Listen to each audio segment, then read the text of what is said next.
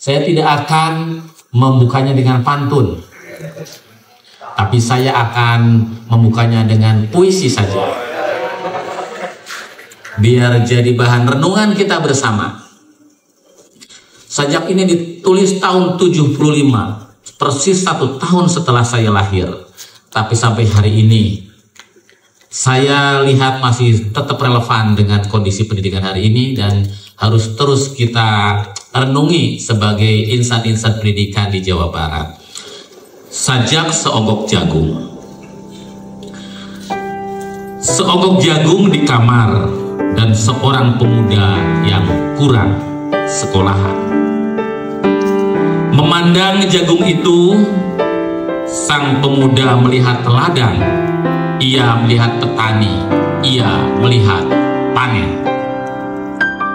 Dan suatu hari subuh, para wanita dengan gendongan pergi ke pasar. Dan ia juga melihat suatu pagi hari di dekat sumur, gadis-gadis bercanda sambil menumbuk jagung menjadi maizena.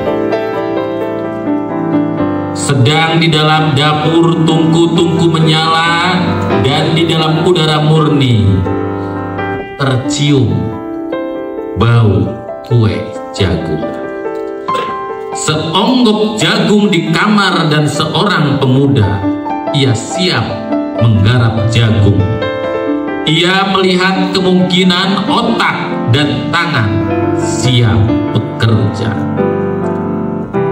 Tetapi ini seonggok jagung di kamar dan seorang pemuda tamat SLA, tak ada uang, tak bisa menjadi mahasiswa, hanya ada seonggok jagung di kamarnya. Ia memandang jagung itu. Ia melihat dirinya terlunta-lunta. Ia melihat dirinya ditendang dari diskotik. Ia melihat sepasang sepatu kenes di balik etalase. Ia melihat saingannya naik sepeda motor. Ia melihat nomor-nomor lotre. Ia melihat dirinya sendiri miskin dan gagal. Seonggok jagung di kamar tidak menyangkut pada akal, tidak akan menolongnya.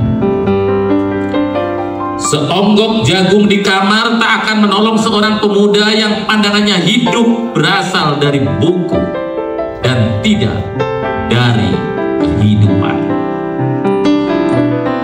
Yang tidak terlatih dalam metode dan hanya penuh hafalan kesimpulan, yang hanya terlatih sebagai pemakai, tetapi kurang latihan bebas berkarya.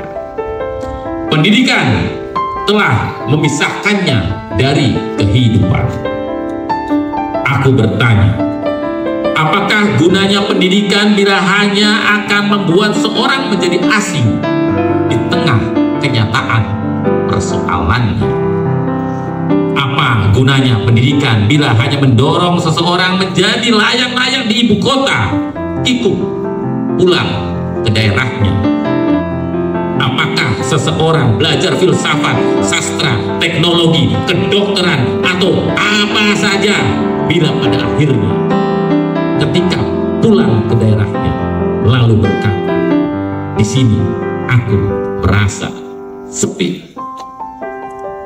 12 Juli 1975.